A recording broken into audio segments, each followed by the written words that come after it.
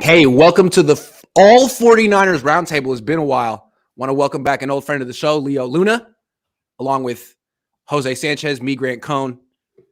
Niners finished up a game last night. Let's get right freaking into it, not mess around. First question. I mean, people are trying to digest this. It wasn't a good showing, but it was also preseason. So people are trying to figure out what's the proper level of concern to have. And it always goes to the quarterback. So let me ask you guys, how do you think Trey Lance played in this game? Leo, you start. So with Trey Lance, you always got to keep in mind it's a very, very small sample size in 22 snaps. And it's not like all 22 was passes to begin with. So it wasn't all reads to begin with. And the star of the camp was what? Brandon Ayuk? How many design plays to Brandon Ayuk? None. He had one target on a scramble drill, basically, that skipped to him. Mm-hmm. And then Deebo Samuel, how many fade routes to Deebo Samuel did we see in his star season last year? Mm-hmm. Not very often. Mm-hmm. I think week 1 against the Detroit Lions when the corner fell down. But so it's like I gotta digest that a little bit. That this was not Shanahan's offense. It's not something that we're gonna expect week 1. It's like, do you want to see certain things improved on from Trey Lance? Yes. And when I say that, I'm talking about, say, the anticipation during horizontal design plays, like George Kittle overshot him a little bit. It is what it is. The Malik Turner pass, it was a little low, but I'm never going to Better low than high.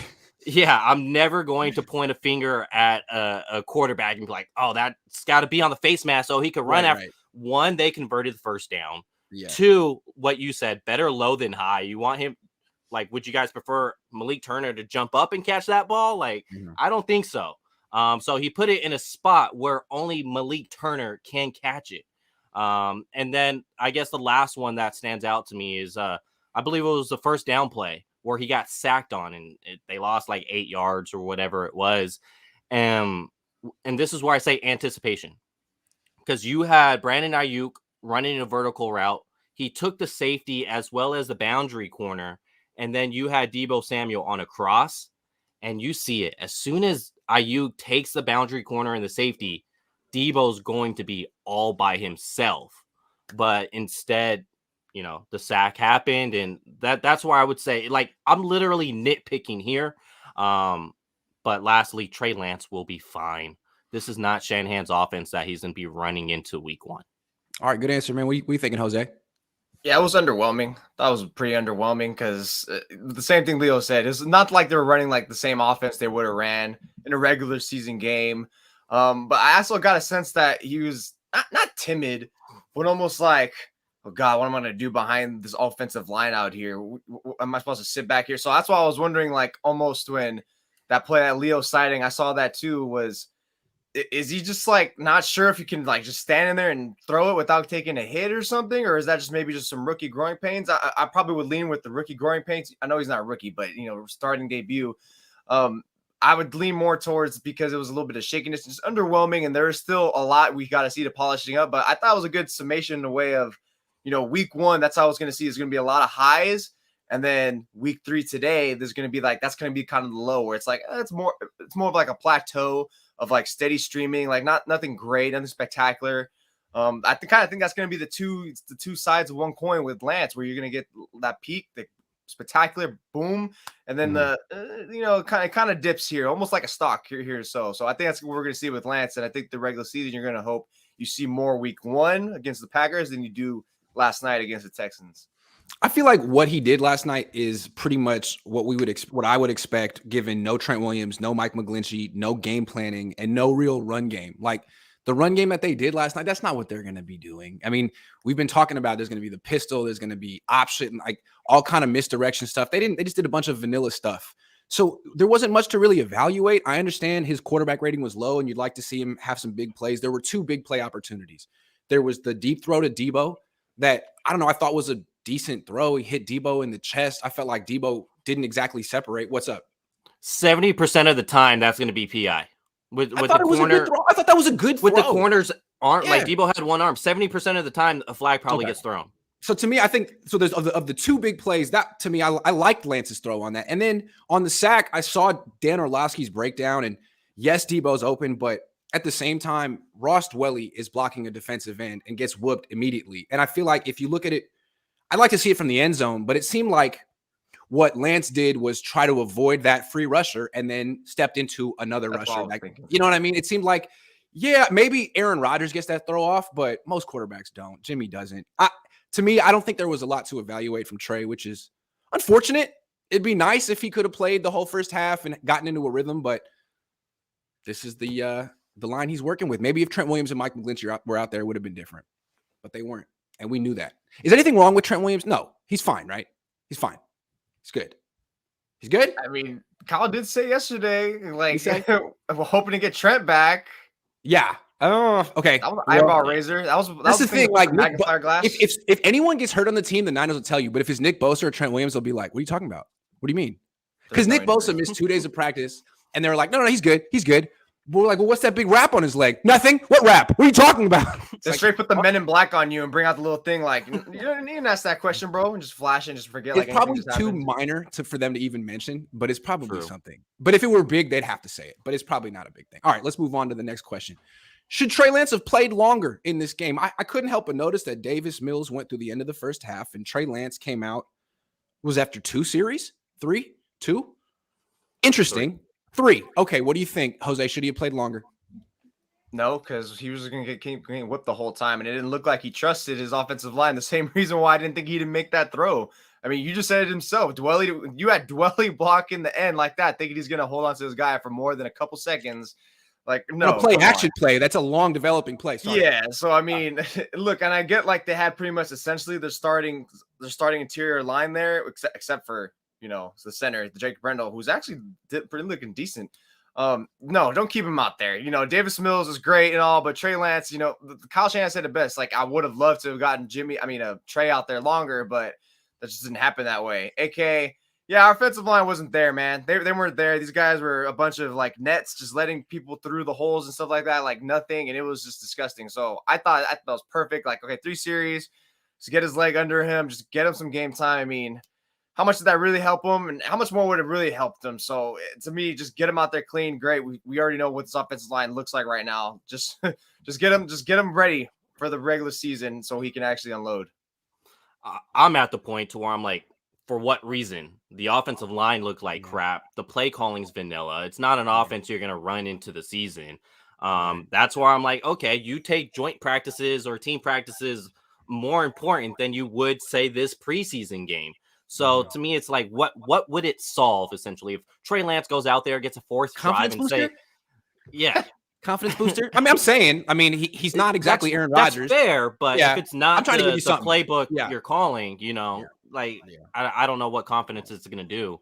So it's like, if he stayed out there, was he going to have success? It looked like he was under siege. Right, exactly. And it looked like the third drive, Deebo Samuel, Brandon Ayuk were also out of the game. Same with George Kittle. So that 4th drive would have been with Malik Turner, Ray McLeod, Danny Gray, which, they're cool and all. I like them. They're my 3, 4, or 4, 5, and 6 receivers. But if Trey Lance is going out there for a 4th series, I would need Deebo, Ayuk, and Kittle out there. Look, I wasn't there, but the way I saw it on television was on that 3rd drive, his second to last throw was 2nd and 8 from the 41. Jalen Moore got beat around the left. And the way I saw it was the pass got tipped by a defensive end. But I also thought his hand hit the defensive end's hand. And that's how he broke his finger last year, not on a but on a helmet. So he threw one more pass after that, a little check down to Trey Sermon, and got the hell out of the game. That would scare me as a coach. Oh, you hit your hand again in a preseason? Get the hell out of the game. So I think maybe they would have liked to have him play longer, but maybe that was the reason they took him out. I don't know, because that's kind of scary and probably brings up deja vu. So it's fair. I wouldn't say you're necessarily reaching because it literally happened last season. So I think it's fair if you're Kyle Shanahan and you see that close contact to be like, yeah, let's wrap this up. Yeah, like this close to like having to go back to Jimmy Garoppolo and being like, we're so sorry. We're so sorry. We really like you. All right, speaking of Jimmy Garoppolo, Adam Schefter before last night's game went on ESPN and said the Niners could keep Jimmy Garoppolo as the backup. I've been saying this. they've been saying this. Everyone's like, they're bullshitting, right? Well, what do you guys think? Do you think this could actually happen? I mean, I know I ask you this every time, but like now Adam Schefter said it. So what do you think, Leo? No, not a chance. It's okay. I think John Lynch and Kyle Shanahan have been pretty clear that they're fully moving on to Trey Lance. And when I say fully moving on, that means Jimmy Garoppolo off the roster. He's only been with this team for so long because they're hoping for a Hail Mary, except Aaron Rodgers isn't throwing that Hail Mary, so it's probably not going to be completed. They're probably just going to have to release him, move on from there. It's no, it's like Jimmy Garoppolo hasn't even traveled with the team to a preseason game. He's not in quarterback meetings. He has no idea what's going on to the 49ers this season with this offense. I don't see how you go from that phase to, all right, come be QB2. Like, no, like, especially for Jimmy Garoppolo, like he may ask to be released at that point. Like he's been a good Samaritan this whole time. But if you go, all right, we actually want to keep you and be quarterback 2 now, then I would not be surprised if Jimmy Garoppolo goes, F this, like, yo, cut me now. So he's not going to be a part of the team. It's it's quick reactions off of last night where like Trey Lance didn't break the internet or anything. So people are still trying to loop in Jimmy Garoppolo because of the NFC Championship appearance and the Super Bowl appearance. What do you think, Jose? Yeah, I'm surprised he never requested a trade or not trade or a cut immediately or just already by now. So I see no way he's staying on board. It would be malpractice for the 49ers to keep him on with that contract as a backup, considering he hasn't done a single thing. And it's not like he's going to be, he says as the backup, but ultimately he's not really anyone's backup. He's just someone to put on the shelf. He's not going to come into a game. You're not going to throw him into practice or to any game this season when he hasn't participated in anything. What are you going to do? You're going to do some guy who's been playing vacation and playing like little side hustle practice by himself? That's stupid. So to me, it's just like, if you're Jimmy, number one, now you're going to demand your release if the 49ers aren't serious. Number two, I think it's more just the 49ers just last-ditch effort to try to get some trade value. And it's like, dude, it never was there. The moment the last domino fell with Baker Mayfield, that trade market was over with. And the fact that Deshaun Watson, 11 games, I mean, sure, it gave it like a smidge of life. But no, they remained pretty steadfast that they are not going to trade for him. So this was just the same thing I think a lot has been saying since March is best case scenario, he's got to get cut and there's no point. And think about it, how I see it is you keep him on, you're pretty much saying like, just imagine you keep a roster spot for him and you cut Jordan Mason or cut someone who could be an actual contributor. That's dumb to me. That's just rookie moves. You can't do this. Cut him, and I love why you love the trying. Great, it's what you're doing for your business, but let's be real. He shouldn't be. I don't see it anymore. He's going to be on this team. He's going to. I totally buy this. Let me lay it out. I'm serious. I already bet like a big bottle of wine. I'm fully invested in this. Here's why. At this point, like Leo laid out my argument. You just said he's essentially not even fit to be the backup quarterback of this team because he hasn't been prepared for it, right? Correct. Well, that means he's not fit to be a starting quarterback anywhere either. And that's the way I look at it. He's not going to be a starting quarterback this year. It's too late. He's been hurt. He missed training camp. It's Jimmy Garoppolo. No one's waiting like, oh, man, if we could just get Jimmy in here for 3 days, he's going to start week 1. No, he's a backup. And he has to be honest with himself. Your options this year are be a backup somewhere or don't play. Take the year off. And so what the Niners can say to him is like, look, like you're a backup now. You could be a backup with us. And we'll pay you more than any other. We'll pay you. We'll beat any offer. We want you to be our backup because, frankly, Nate Sudfeld kind of sucks. We want you to be our backup. Your choice right now is where do you want to be a backup? If Trey Lance gets hurt, you got George. I mean, it could all work out here for you. Or you could go learn a new offense and go to Detroit. Up to you. What do you want to do? And then it's up to him. That's what I think is. I don't think they're going to pay him $27 million to be the backup, but I think they'll pay him more than any other team will pay him to be a backup. And I don't think Seattle's going to come through on September 10th and be like, oh, be our starter, Jimmy. I don't see that, but I could be wrong. My argument against Seattle, you have 2, you would call blue chips, free agents in the draft next season.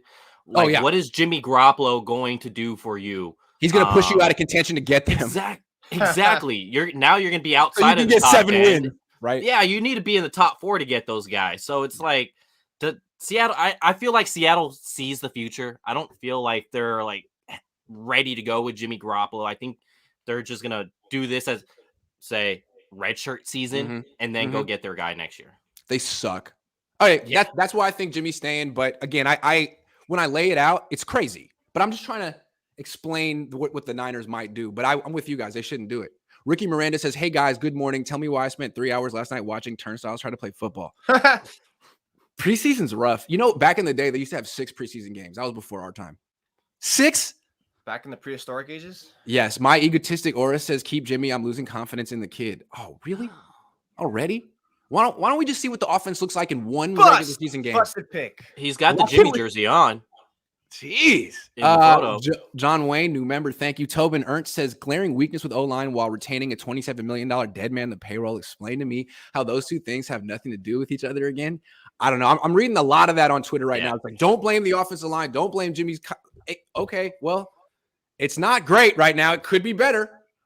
I'm just saying. And there's that one stat where Trey Lance has the greatest quarterback rating ever of a young quarterback not under pressure, minimum something attempts. Well, if that's the case, you might want to build up some offensive line for him. If he's that good when you keep him clean, keep him clean. Keep him clean. All right, sorry. Tobin, thank you. That's my couple more, and then we'll get back to the show. Run game better or worse without Mike McDaniel? You haven't seen it yet. Hold on. Yeah, I was about to say. You haven't seen it yet. Yeah. It might be better. Familia Garcia Flores says, it's so sad people still asking for Jimmy in chat. It is extremely sad.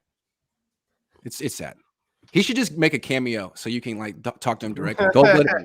Gold-blooded says Kyle and John make no sense. Get all the D linemen, O-line, get another back. No, but the problem is they spent a second-round pick on the wrong one. They could have had Creed Humphrey. They got Aaron Banks. That's a problem. John Wayne says people are worried about Jimmy G affecting Trey Lance and his mindset. Okay, if Jimmy G can affect Trey Lance negatively, Trey has no chance to succeed. He has to man up and take the reins of the team. It's not man up. It's not. His name is John Wayne, and he says, "Well, if it's John Wayne, I can't argue with that." The man of mans. Who's to say he hasn't? On the goal line says Grant, there's no shot to keep him unless they restructure the deal. I think they will restructure his deal. That's what I'm saying. Which, if you're Jimmy, why would you do that? Because your options are crap at this point. That's what I'm saying. I still think the Niners should give him the biggest offer. Yeah.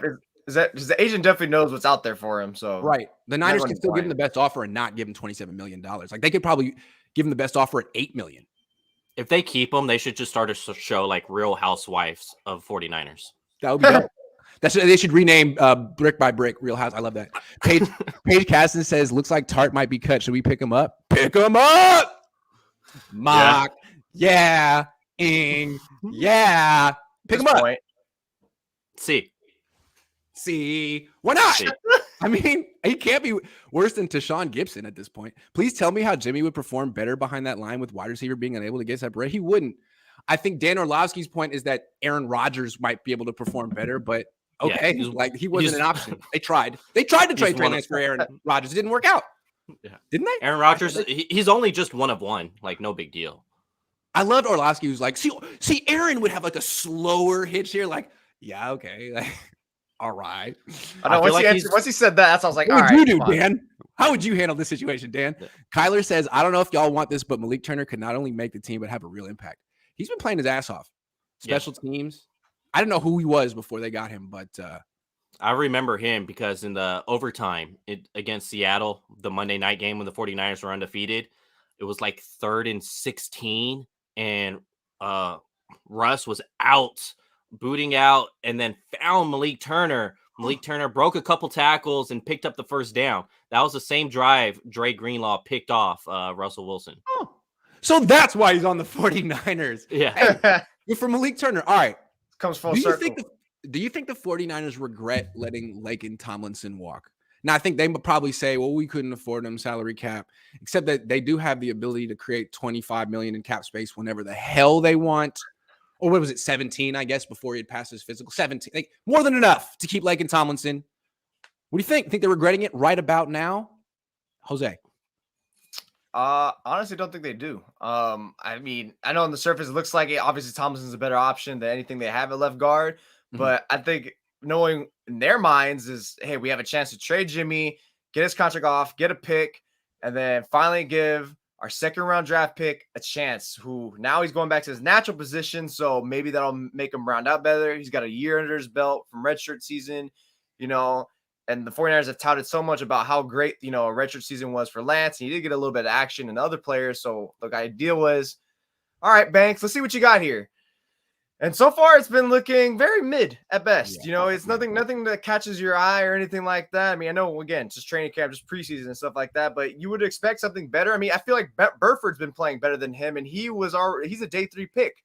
Yeah. I think, if anything, what the 49ers are showing is, look, you don't need to go that high for a guard or interior player like that. Why don't you just wait until day 3? You're proving it right now with your right guard and Burford that you don't have to reach that high, and you could have done what you did, Grant, and grab that Creed Humphrey or something and looked elsewhere, look towards the future, because right now it's like you guys are reaching. The same thing you did with the guard, the same thing you do with running back. Chase Sermon, I mean, Ty Davis-Price isn't doing anything. I mean, whatever you guys are doing in terms of these positions, you're valuing them too high than what other teams are viewing, because guards just look like you can get on day 3, and they're kind of proving it themselves with how they're doing right now with Burford. So I don't think they regret it, but I think the process and how they're looking at with guard, because you had to see what you had with Banks, second round pick. You had to get your ROI.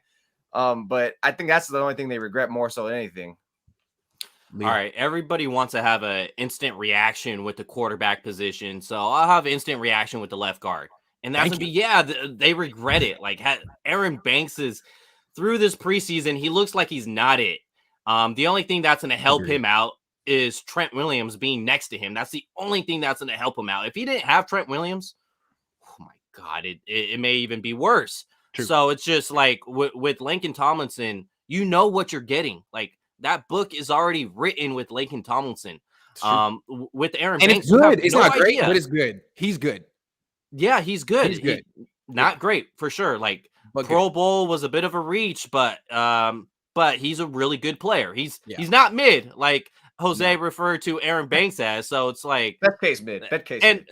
And mid is being nice. Like, you're being nice on that, by the way. Yeah. So it's just like, Bammer. Do you really want, say, certain plays to come across Aaron Banks' face where he doesn't get the pass protection, and now you're punting, like, in big moments? Like, that can really happen. And if that does happen, I think you're absolutely going to regret Laken walking, because you have Jimmy Garoppolo still. Like, that's ultimately what it comes back to. If Jimmy Garoppolo's money was off the books, I would feel confident that Laken may be on this team. They should regret it, but I don't think they do. I mean, they're just in a very different situation than the Rams last year. The Rams got rid of Jared Goff because they couldn't cut him. They had to trade him and eat that. They brought in Matthew Stafford. They were all in. It was a Super Bowl or bust year. The Niners right now are like, it's not really Super Bowl or bust for us. We could win it. We could, but we're not going to.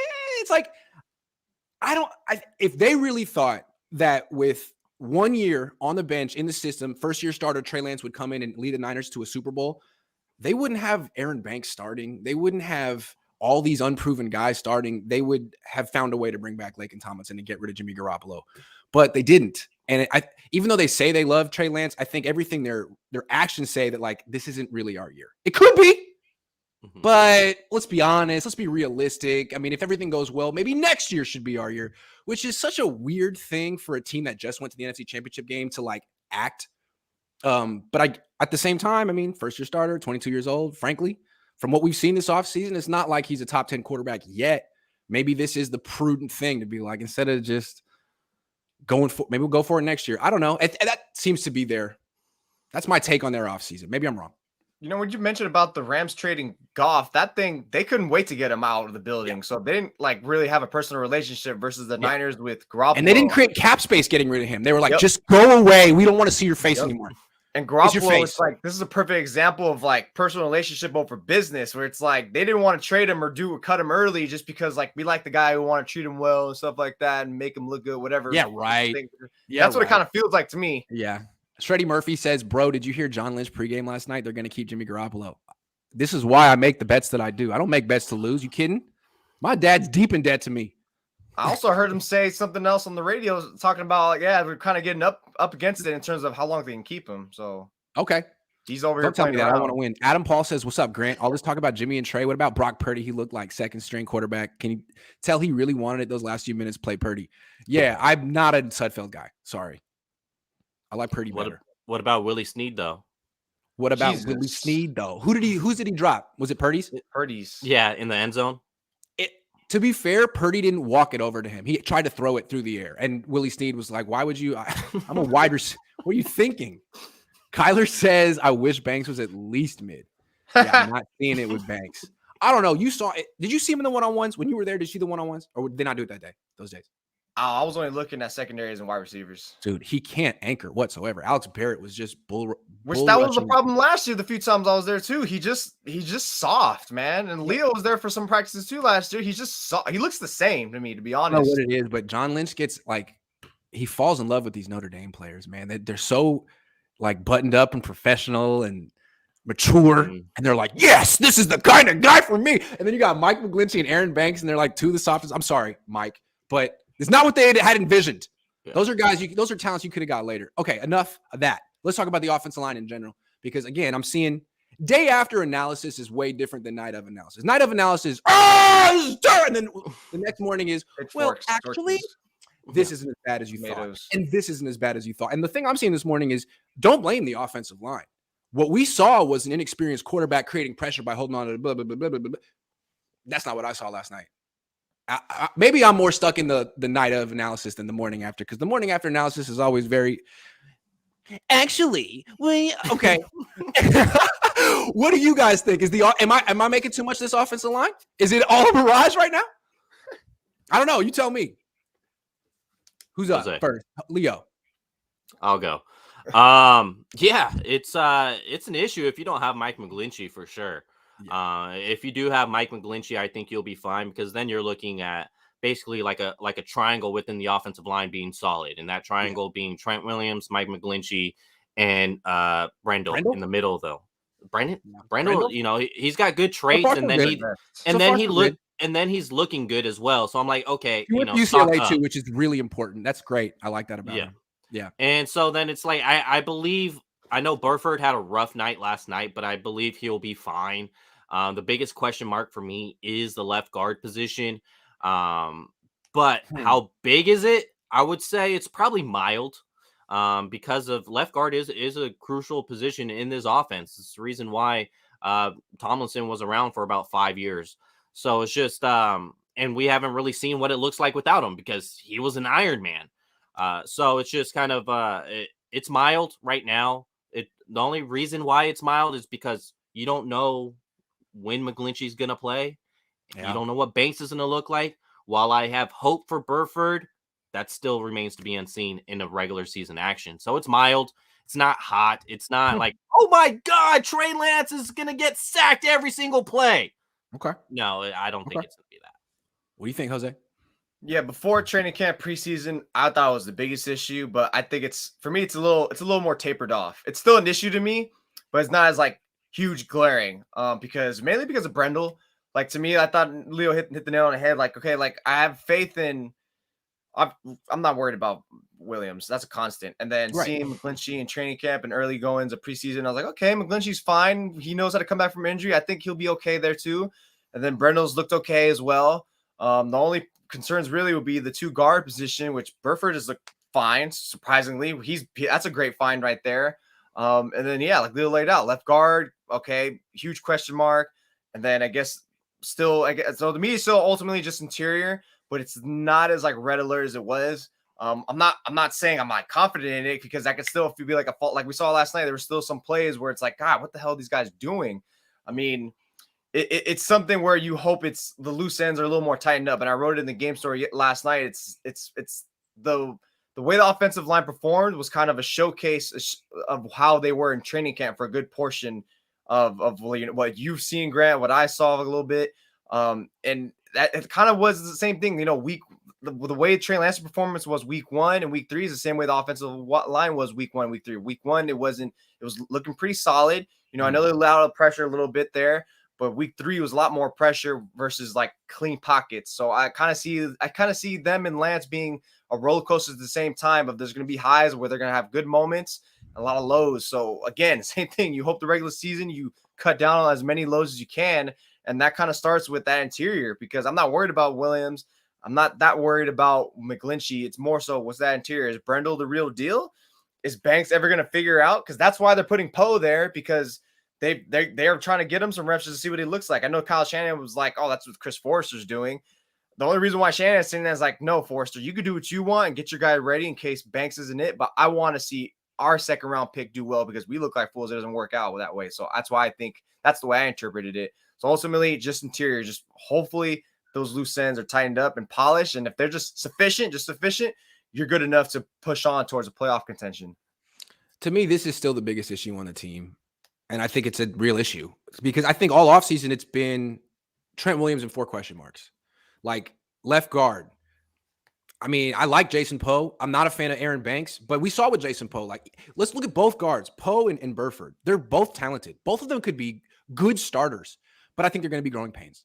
So that's guard. Yep. You got 2 first-time starters there. Then like Brendel right now looks like the second best offensive lineman on the team, and he's a question mark. So we'll see from him. So far, so good. And then right tackle. To me, this is maybe the biggest question on the team, because McGlinchey hasn't been healthy in a while. He had the setback, unlike Javon Kinlaw. What's his year going to be like? Because even when he's healthy, he's not like a great player. Like he went down last year. Tom Compton did a good job replacing him. The Niners, he played a lot of games and he wasn't good, but the Niners were fine without. I don't know if they have a Tom Compton. I was really disrespectful to Tom Compton. I want to take that back. But I don't know that Jalen Moore is as good as Tom Compton or Colton McKivitz. I guess we'll find out. Maybe they are. But that to me is a big question mark as well. Like, is McGlinchey going to be here this year, or is he going to be in and out? Because there's no Tom Compton walking through that door. And last thing I want to say is it's a kind of a tricky question. Is the offensive line an issue? Not necessarily with the run game. And they run the ball most of the time. So if they can sort of like play the game the way they want and get a lead and run the ball and play good defense, they can work around it. But pass protection is an issue. It's always an issue for this team. And eventually you got to throw the ball. And every year this team gets quarterbacks hurt. So yeah, it's a freaking issue. And I hope Kyle figures it out. Okay. Sorry. I just don't want to see those videos in the morning from Dan Orlovsky being like, this sack is the quarterback's fault. That sack is the quarterback's fault. Were they doing that to you when you were in Detroit? Is that why you do this? You ran out of the back of the end zone. That was your fault. All right. Bigger concern. What's a bigger concern? Jimmy Ward's absence or Mike McGlinchey's absence? McGlinchey's.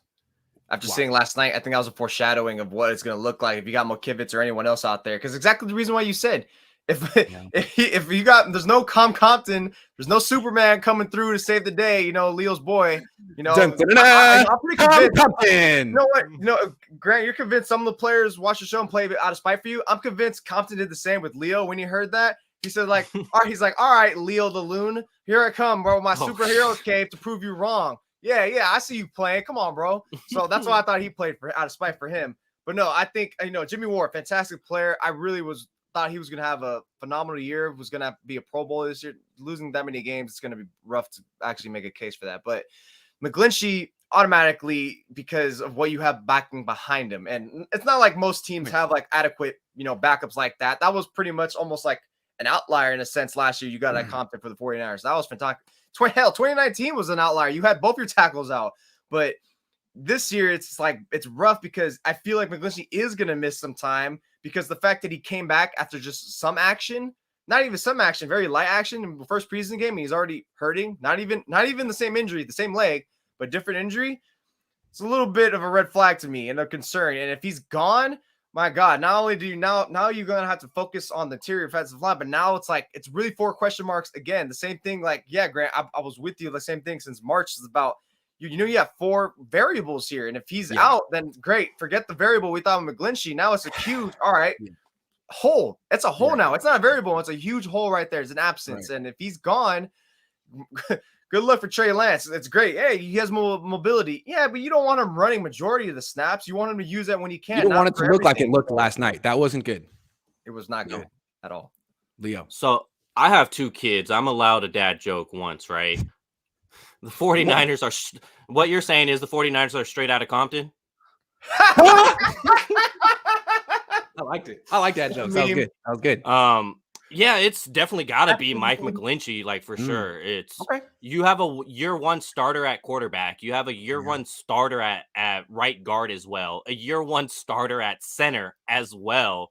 So all the way down until Trent Williams, like on that offensive line. So it's definitely got to be Mike McGlinchey. Obviously, weeks 3 and 4 is going to be tough to cover Jimmy Ward's assignment when they play the Denver Broncos and Los Angeles Rams, but still, regardless, it's got to be Michael McGlinchey's position because 49ers got to put some points on the board if they want to win these games, especially in Denver or against the Rams. And we know what he does in the run blocking scheme as well. 2019, I feel like it's kind of an outlier because Brunskill played well. School played, better. That was probably the best version of himself during that time. I don't think you're going to get that out of School this time. Doesn't seem like Brunskill's in a suit up, and become Superman as well, like Tom Compton or this year's version of Tom Compton. So it's just, I think 2019 was a little bit of an outlier without McGlinchey, and this year there may be some more of growing pains with younger guys in there. It warms my heart for us to give Tom Compton his flowers retroactively. Tom, if you're watching, you're the man. You were right. We were wrong. You're good looking. We're not attractive. Okay. I technically didn't say anything. It was just you guys. That's true. That's fair. It was me and Leo. It was mostly me. No, I'm just kidding. All right. I want to make a case for Jimmy Ward. You guys made a great case for Mike McGlinchey. But I've never been a big Mike McGlinchey guy. And although a few years ago he was a very good run blocker, I wonder what he's going to be this year. I mean, he was healthy. He's been healthy for like a week this offseason. Not his fault. But he's not exactly in peak McGlinchey form. His best days may be behind him. I mean, he missed all of OTAs and minicamp, got healthy, came back, hurt himself again. Not his fault. But what condition is he in? Is he really going to be like a savior when he comes back?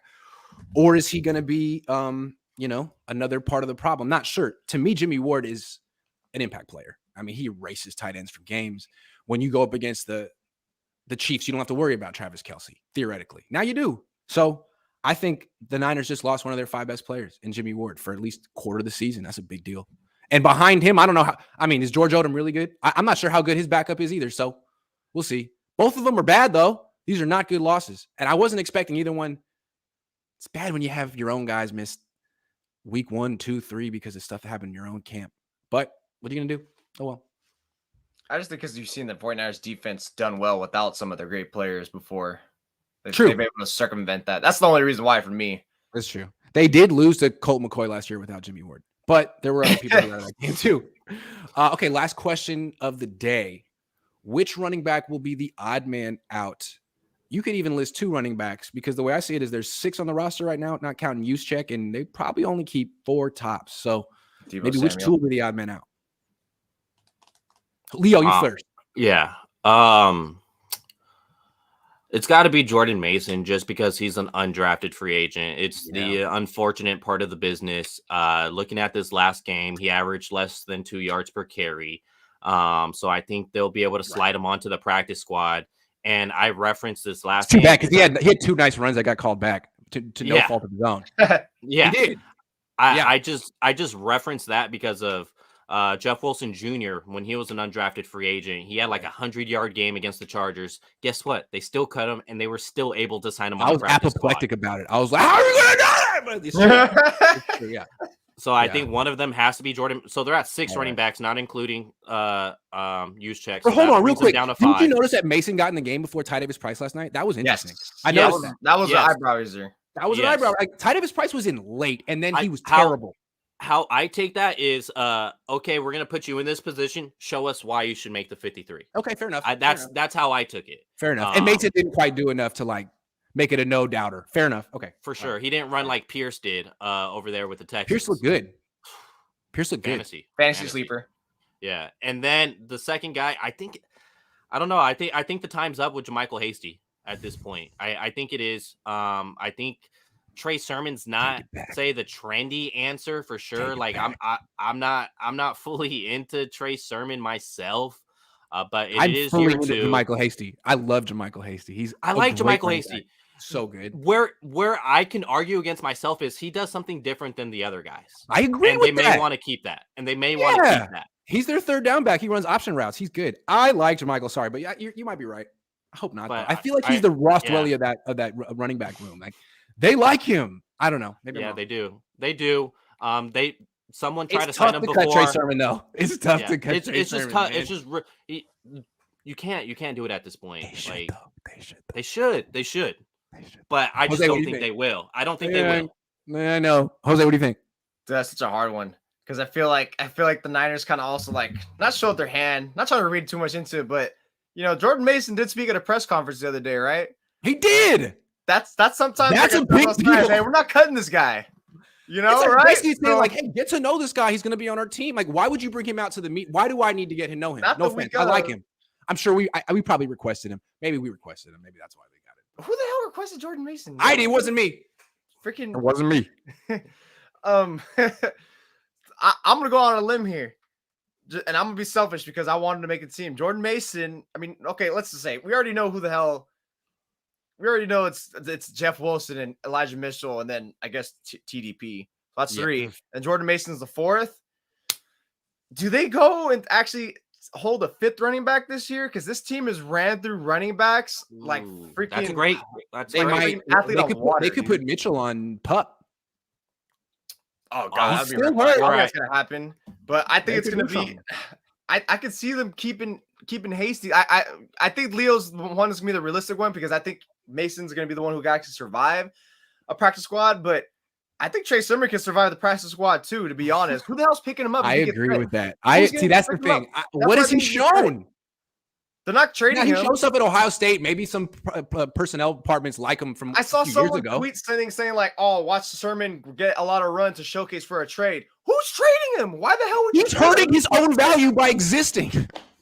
No, so I think I can see it happening, and I think that's what I would go with is those four: Mason, TDP. TDP. We know with him. And then if you really want to go to the limb, Hasty and then Sermon. But Sermon's the bottom man out, and then I would go with Hasty. It's tough to keep Sermon when, to me, he's shown that he's the worst running back on the team. I like Mason and Hasty better than him. And Ty Davis Price, like, it's too early. He's a rookie. He's going to make the team. But Sermon, as year two, you got all the reps with the starters. You got less than 2 yards of carry. You had every opportunity, man. You weren't hurt. No one to blame but yourself. I don't see how he makes this team. I think it would be a travesty. A travesty. And if they cut him, who's picking him up? They could put him right on practice squad, I think.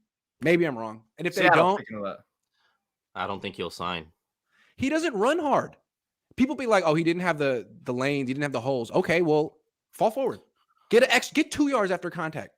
Nope. Everyone else does. He just looks slow to me. How they talk about quarterback with happy feet. That's what I see with Sermon right now.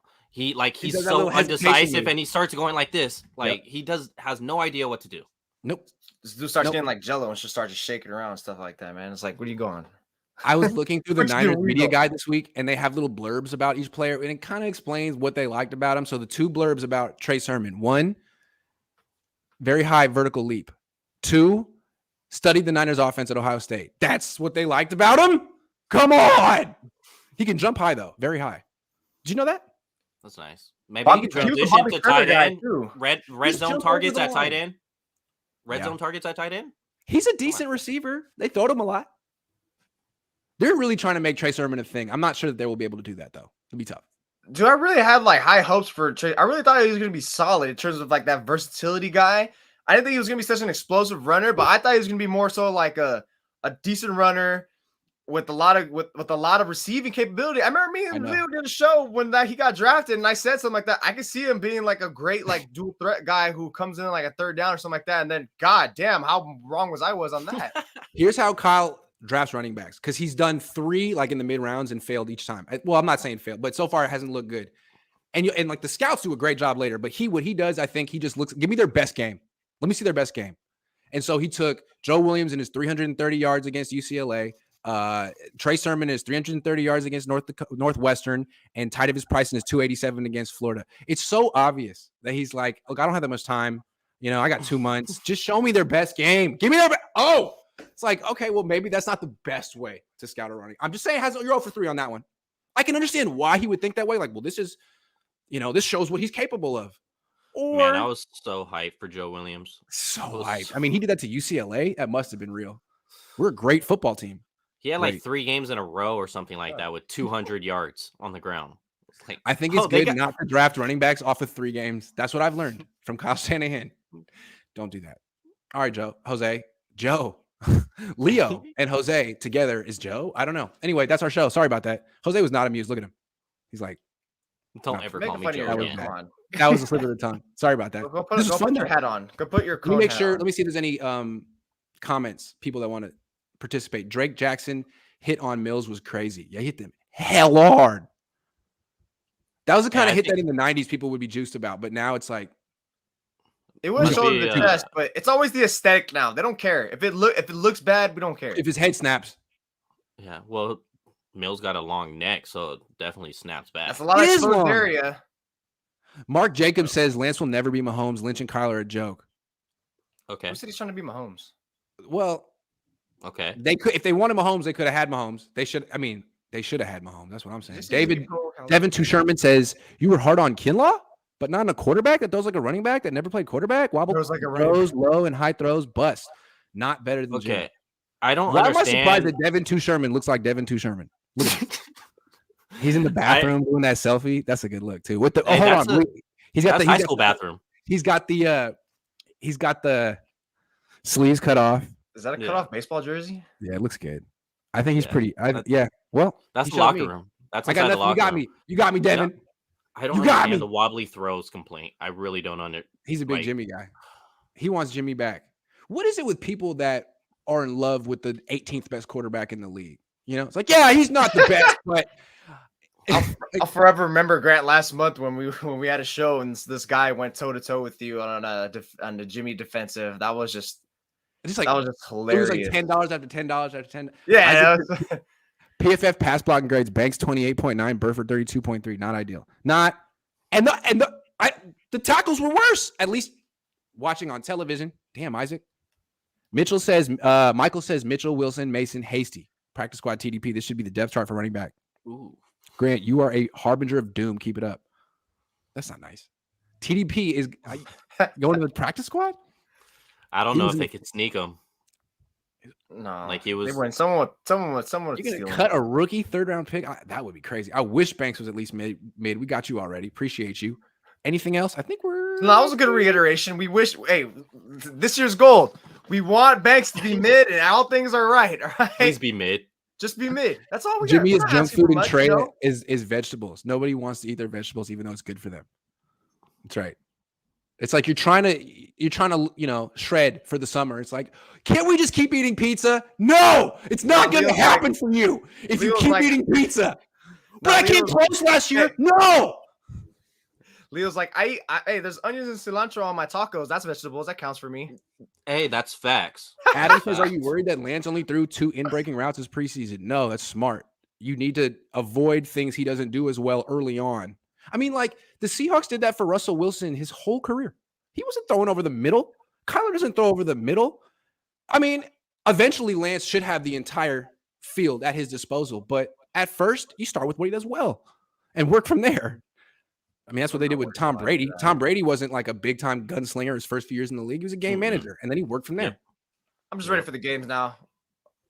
Me too. All right, that's the show. Thank you, everyone. Leo, great job. He'll be back. We'll be back. What is today? Friday? Normally we're doing these on Wednesdays, but I still haven't locked in my schedule for the year because I don't know what the Niners' weekly timing for their press conferences is, but we'll be Wednesday. Oh, they've been weird. They have been weird. Yeah. Feels nice. I was going to say, I haven't been on this with you guys since we had to wear like collar t-shirts, button down. Yeah, we kind of, it's not as formal anymore. And also your internet got so much better. I didn't cut out. The real winner. Hey, you cut off for like 2 seconds. You used to cut off for half a show. That was a nice, it was like how Kenny would die in every South Park. It was like Leo would eventually right out, Oh, and there he goes. No, that was a great show, everyone. Thanks for watching. I'm going to be back in 2 hours with Ryan. And then at 2:00, Kyle's going to have his press conference. Maybe he'll say that something. I'm not going to speak it into existence, but I want to know what happened to Trey Lance in that hand when he threw that ball. What happened? Interesting. We'll see. See you guys. Find out.